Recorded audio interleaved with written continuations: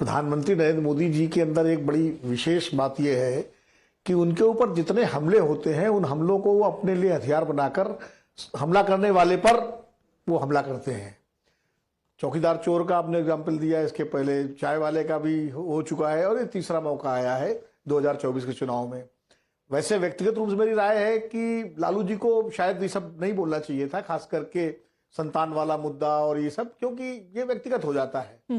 लेकिन इस देश में इस समय राजनीति में व्यक्तिगत कुछ बचा नहीं है। अब तो जिस तरह के हमले होते हैं, अभी चुनाव का प्रचार शुरू होने दीजिए, फिर देखिए अभी आपको बहुत मसाला मिलेगा बहस करने के लिए। पर Vinod ji, in a way, if I may, it is indeed ironic that आप वहां मंच पर खड़े होकर कह रहे हो कि मोदी तुम हिंदू नहीं हो, on a day when supreme court आपके अलायंस पार्टनर को लताड़ रहे हैं। A day before the just today, yesterday Lalu ji said this. Today Udayanithi Stalin has been slammed by the Supreme Court saying that you abuse your Article 19(1) right, you abuse your Article 25 right, now you're exercising your Article 32 right. Do you not know the consequences of what you said? आप जाके सनातन को dengue, malaria, HIV बोलते हैं और लालू जी कह रहे हैं कि मोदी हिंदू नहीं है। उदयनिधि स्टालिन पे आपने 6 महीने कुछ नहीं बोला और मोदी हिंदू नहीं है।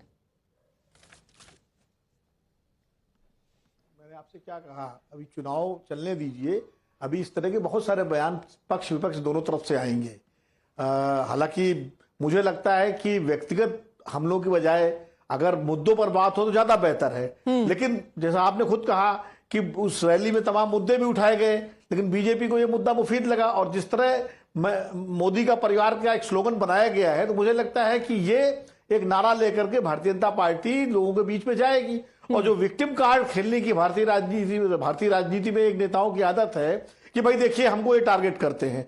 हमेशा जो है हर चुनाव में प्रधानमंत्री जी जब कोई उन पर हमला होता है, वो चाहे मुद्दों को लेकर हो चाहे व्यक्तिगत हो, तो निश्चित रूप से जनता के बीच जाके कहते हैं। और बड़े नेता कहते हैं, इंदिरा गांधी भी कहती थी कि वो कहते हैं गरीबी इंदिरा हटाओ, मैं कहती हूँ गरीबी हटाओ, यानी वो भी एक विक्टिम कार्ड खेलती थी। उसी तरह मोदी जी भी जो है हमेशा जब भी कुछ मामला आता है तो वो तुरंत अपने ऊपर लेके उस हथियार को विपक्ष के ऊपर फेंक देते हैं। चौकीदार चोर का नारा लगाया राहुल गांधी ने, वो उल्टा पड़ गया 2019 में। इसी तरह जो है चाय वाला जो है बोला गया, वो भी उल्टा पड़ गया। अब ये जो है मौका आया है, इस पर उन्हें मालूम है कि 2 बार वो सफल हो चुके हैं, तो उन्होंने एक स्लोगन दे दिया कि मोदी का परिवार। अब पूरा बीजेपी, उनके समर्थक, उनके कार्यकर्ता सब इस मुद्दे को लेकर नीचे तक जाएंगे। तो ये राजनीतिक मुद्दा दे दिया है भारतीय जनता पार्टी को। Why? आप ऐसा मुद्दा उनको देते क्यों? आपको पता है कि यहां वो आदमी कह रहा है कि देखिए उनको कुछ और नहीं मिल रहा है, वो मेरे ऊपर पर्सनल अटैक्स कर रहे हैं, and then you go down to his mother. But Sameer ji, आपको लगता है कि कुछ रेजोनेंस होने वाला है? बिकॉज जैसे कि विनोद जी भी कह रहे हैं कि ये विक्टिम कार्ड और इस तरीके की लूज भाषा is become Fairlie common place in politics. देखिए, प्रधानमंत्री मोदी पर यह पहले बार व्यक्तिगत हमला नहीं हुआ है। इसके पहले देखिए राहुल गांधी ने क्या कहा था। राहुल गांधी ने कहा था कि प्रधानमंत्री मोदी ओबीसी पैदा नहीं हुए। उसके बाद उन्हें कहा था कि सारे चोरों का सरनेम मोदी क्यों होता है। उसके ऊपर राहुल गांधी के ऊपर कोर्ट में केस चला, उनकी सदस्यता गई, फिर सुप्रीम कोर्ट से उनको राहत मिली है तो सदस्यता बहाल हुई है। और जिस बिहार की रैली में गांधी मैदान से लालू प्रसाद यादव ने प्रधानमंत्री मोदी के लिए जिन शब्दों का इस्तेमाल किया, और किस व्यक्ति ने किया, जो व्यक्ति बिहार का 15 साल मुख्यमंत्री रहा हो, वह व्यक्ति एक मुख्यमंत्री, गुजरात के 13 साल मुख्यमंत्री रहे व्यक्ति, और 10 साल से देश के प्रधानमंत्री पर हमला कर रहा है। लालू प्रसाद यादव के पास अपने 15 साल की उपलब्धि बताने के लिए कुछ नहीं था। वो जानते हैं कि उनका 15 साल का कार्यकाल कैसा रहा। बिहार में जंगल राज रहा, चारा घोटाले में कन्विक्ट हुए, जेल गए और कोर्ट पर हेल्थ के ग्राउंड के ऊपर बेल के बाहर है। अपने बेटे के 17 महीने के कार्यकाल के लिए उनके लिए बताने के लिए कुछ नहीं था। गठबंधन की जो रैली थी, उस गठबंधन के बारे में उन्हें बताने के लिए कुछ नहीं था कि हमारे में एक समझौता हो गया, सीटों का डिस्ट्रीब्यूशन हो गया है और हम मिलकर चुनाव लड़ेंगे। जिस नेता ने 13 साल गुजरात की जनता को एक सुशासन दिया है, गुजरात का विकास का मॉडल दिया है, और 10 साल से जो परिवारवाद के खिलाफ, भ्रष्टाचार के खिलाफ और तुष्टीकरण के खिलाफ लड़ रहा है, उसके ऊपर व्यक्तिगत हमला कर रहे हैं। यह बताता है कि लालू प्रसाद यादव आज भी राजनीतिक रूप से और मानसिक रूप से उसी 80 और 85 के दौर में है जब बिहार के अंदर जंगल राज था। आज देश बदल चुका है। आज पूरा देश प्रधानमंत्री मोदी के साथ है। और यही कारण है कि प्रधानमंत्री मोदी अगर भ्रष्टाचार पे आरोप करते हैं तो उनका दामन साफ है, प्रधानमंत्री परिवारवाद पे लगाते हैं तो प्रधानमंत्री ने अपने परिवार को राजनीति में कोई प्रश्न नहीं दिया, प्रधानमंत्री तुष्टिकरण पे आरोप लगाते हैं तो प्रधानमंत्री ने कभी तुष्टिकरण की राजनीति नहीं कही है। आज प्रधानमंत्री जो बात कहते हैं वो पहले उसका उदाहरण बनते हैं। लालू प्रसाद अगर परिवार की बात करते हैं तो परिवार के सत्ता में आते हैं, परिवार को सत्ता दिलवाते हैं और परिवार को सत्ता के माध्यम से संसाधन दिलवाते हैं, नौकरी देते हैं, जमीन लेकर अपने पत्नी के नाम जमीन करते हैं, अपने नाबालिग बेटे तेजस्वी के नाम जमीन करते हैं, और जब सत्ता देने की बात आती है तो बेटे को उप मुख्यमंत्री बनाते हैं, दूसरे बेटे तेज प्रताप को मंत्री बनाते हैं, अपने बेटी मीसा भारती को राज्यसभा में भेजते हैं।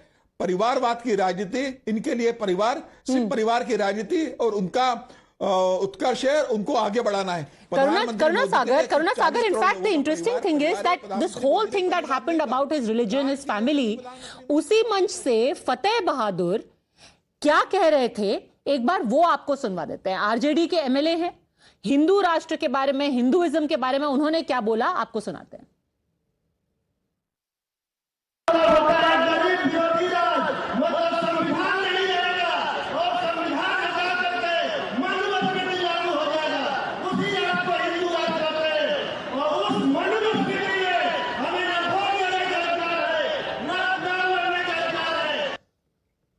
आपके जो एलाय हैं उनको सुप्रीम कोर्ट से फटकार मिलती है कि सनातन को वो गाली दे रहे हैं। आपके खुद के एमएलए वहां खड़े होकर के कहते हैं कि ये मनुवाद की बात कर रही है हिंदुत्व में, और आप मोदी को जाकर के अटैक कर रहे हैं, कह रहे हैं कि मोदी असली हिंदू नहीं है।